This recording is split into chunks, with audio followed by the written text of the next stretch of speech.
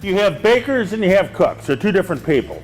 Cooks don't like to measure stuff, bakers do. And I'm definitely in the cook category. You know, if you notice, I kind of came alive after the cheesecake section. That's because we didn't have to measure anything for a while. We don't have to worry about forgetting stuff like wine and stuff because we're measuring things. But you do have to measure stuff with the choux paste, but it's still something I really like to do. It's something I learned how to do long ago, and it's just neat stuff to work with. It's a very versatile product. And we're going to start with 1 cup of water.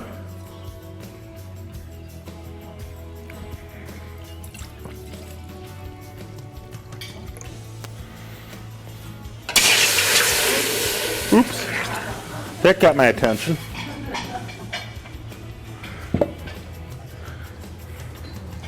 And a 1/4 pound of butter, which would of course be 1 stick.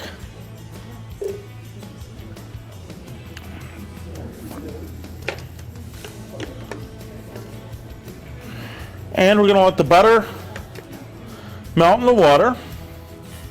And while that butter's melting, we're going to put a 1/4 cup of sugar in there. And whether we're doing the sweet or the savory, we're going to put the sugar in there because the sugar helps brown the helps the pastry brown when it's baking. And also it just it doesn't add a ton of sweetness to it, even to the savory ones. We're going to put a little bit of salt in it.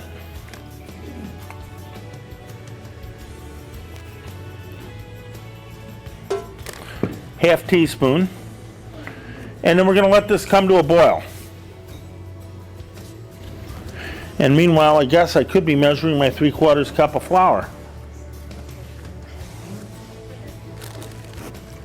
And for this, we're just going to use all-purpose flour.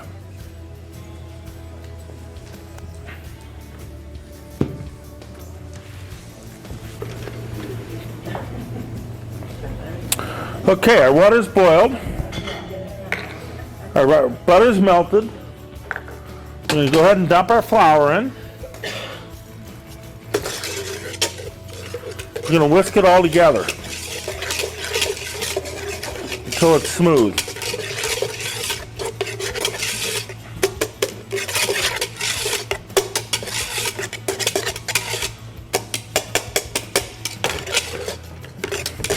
Then we're going to put it back on the heat.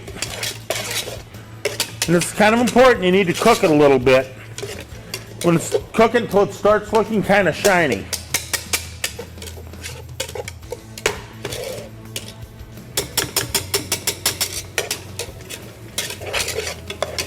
It won't take long for this amount.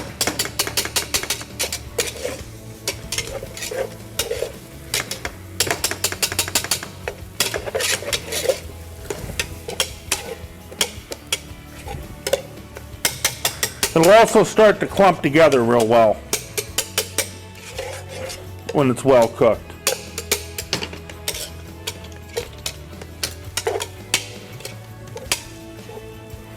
Okay, and here's what we want right here. You see how that's kind of clumped together? Just a little bit shiny. Looks like the oil's just about ready to come out of it from the butter.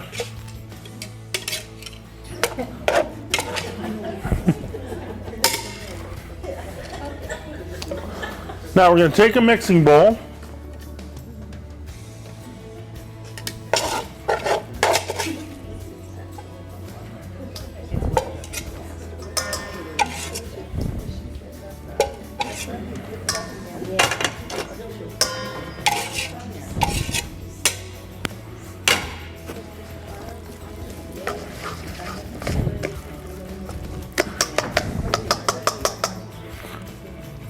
Now we let this sit here for about a minute. Let it lose just a little bit of its heat. And we're going to take 4 eggs. And one by one,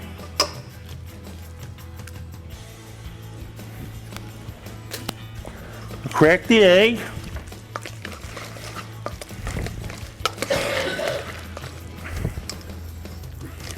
Trying to get away there.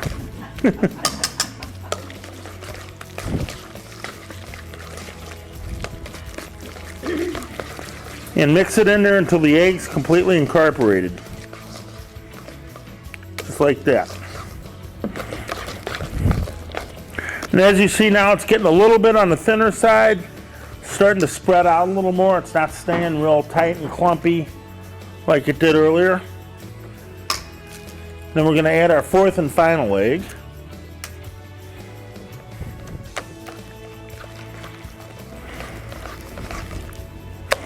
And that's about what we want right there, consistency-wise.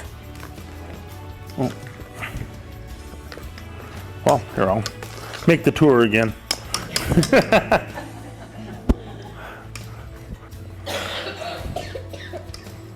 Like that. There you go. And see, now it's nice and glossy also.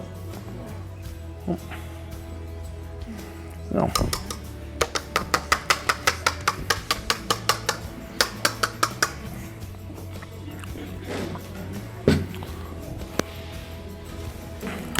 Now we're going to, of course, pick up our pastry bag.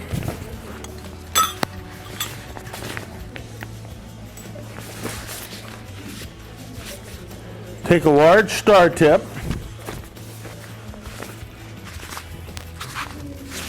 drop it in,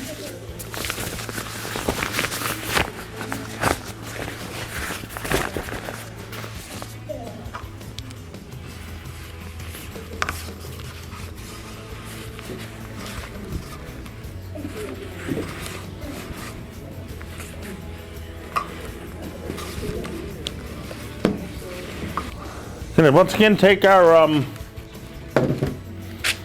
sheet pan with some parchment paper. Go ahead and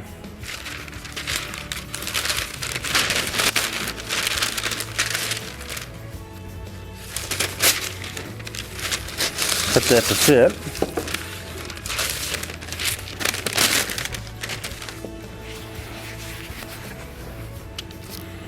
Oh, that's way too big. That'll be about the size of a houseboat.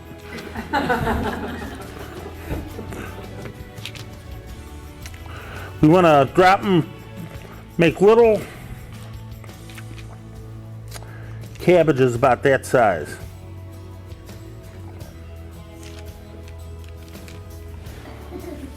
Those will puff up real nice into a real nice size. We're starting like that. What we'll end up with after it bakes is something about like this. Nice bite-size pastry. Now, that's what we're going to do for our, now you could fill these with a sweet filling and make basically a little cream puff. Or what we're going to do here is fill this with ham salad and chicken salad to make a savory appetizer or finger food. Now for the sweet, we're going to make a swan. And for the swan, what we're basically trying to do here is make a nice teardrop shaped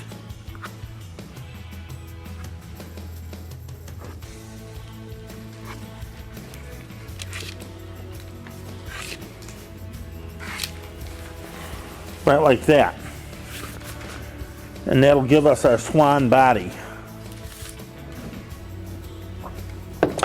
Then for our swan heads,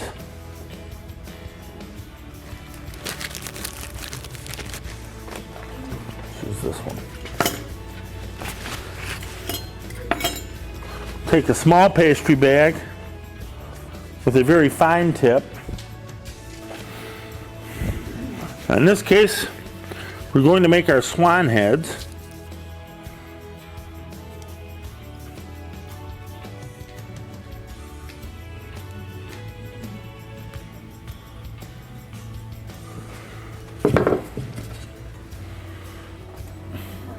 So you make like an S, you want to make the top a little large and then put a beak on it, basically. by pulling the pastry bag away. If you've never used a pastry bag, the basic secret you want to do is you use the backhand here. You want to fill it up. You want to twist it so it's tight. The backhand is what you use to squeeze. And if you're using a larger pastry bag, or not a lot, but a more full pastry bag, you're going to use the front hand to aim while you're squeezing with the backhand. Now for something like these, where you're doing very fine work, you just use a very lightly filled pastry bag and use one hand to both squeeze and aim. But if I was doing like when I'm doing these, it's much easier to use the two-handed method and use the backhand to squeeze, and then your front hand guides the pastry bag. Now what we would do at this point is pop both of these in the oven. We want to start off at a 4 1/4 oven and let that go for about 10 minutes.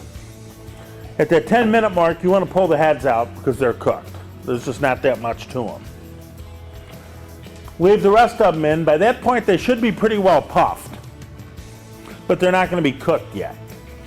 So then you want to crank the temperature down a little bit. I think 375 is what I have, and let them go about 15 or 20 more minutes till they get nice and brown, about like this color here. And when they get nice and brown like that, you can pretty much be assured they're going to hold up. If you pull them out, they'll look real nice and big and be more pale than this, but if you pull them out, they're going to fall real quick.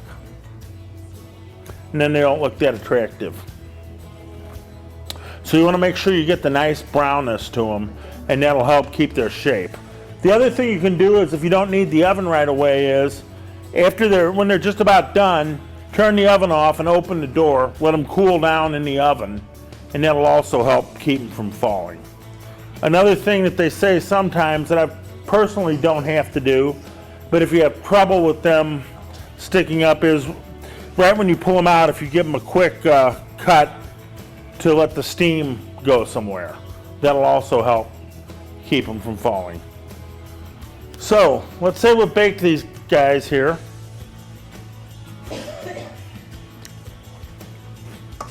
And we now have our completed profiteroles, like that. And we have our swan bodies.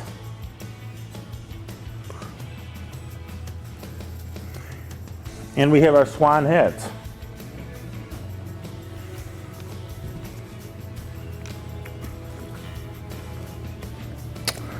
Now what I'm going to do is, here it is. I'm going to get my heavy cream here. I'm going to make some whipped cream real quick. Put the heavy cream in the mixer. You can do this by hand. I usually do. The only thing is, you'll end up with arms like Arnold Schwarzenegger after a while, because it's a pretty labor-intensive thing to whip that stuff into shape. We're going to take some of my powdered sugar here.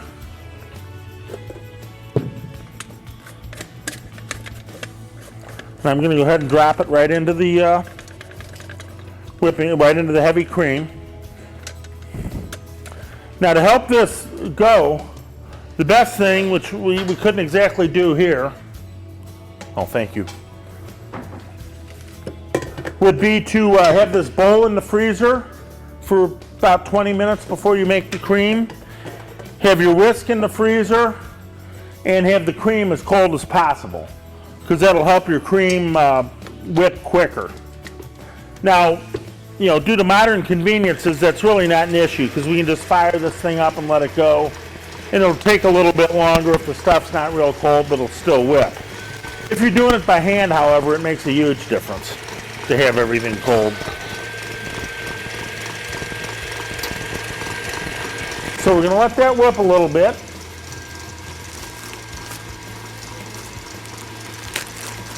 I'm going to grab a fresh pastry bag here and tip.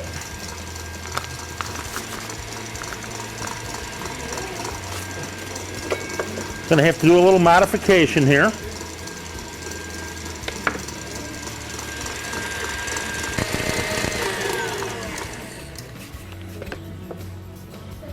Okay, before somebody catches me, we'll go ahead and add some vanilla to it.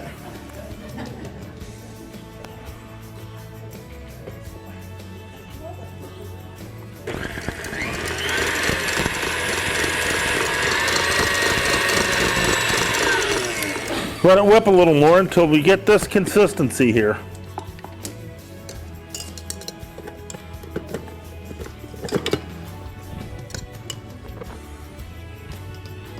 Now, the one thing you want to watch about this cream is you really can't let it whip indefinitely because you'll make butter. The butter fat will start condensing out of it and it'll literally make butter, and you'll end up with butter and water. Which, it's awful expensive butter if you make it that way, so.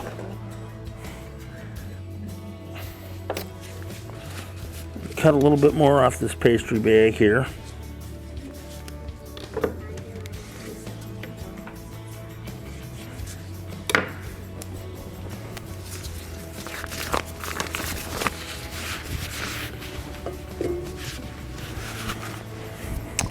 Alrighty. Now, we're going to take our swan body. We're going to go ahead and cut this guy right like this.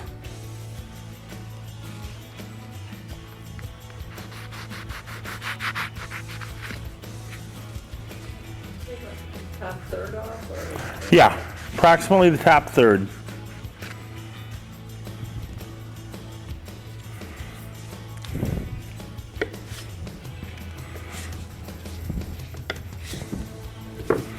We then take this piece we cut off the top, cut it in half lengthwise like that.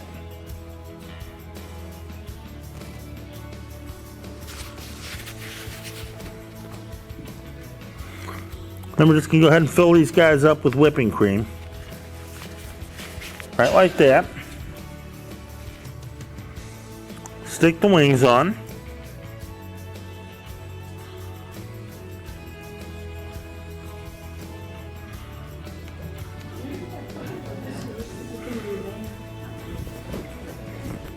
And just pop their heads on like that.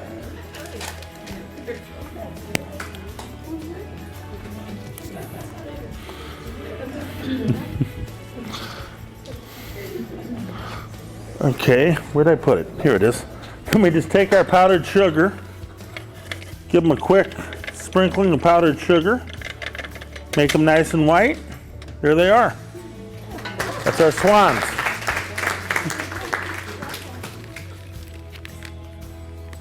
And they look nice, and they're really, they're not that difficult to do, really. For our savory ones, what we'll do is we'll go ahead and basically just cut a little hole in them. We'll once again take our pastry bag.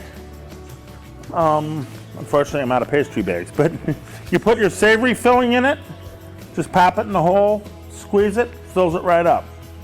You just need to use a real fine chicken salad or ham salad or tuna salad. But as you see, if you just cut it up real nice and fine, you can just pipe it right through the pastry bag into the filling without cutting up the profiterole a whole lot. Of course, if you want to, there's nothing against, it's equally acceptable just to cut it open like that, scoop some filling in, then you don't have to mess with the pastry bag at all.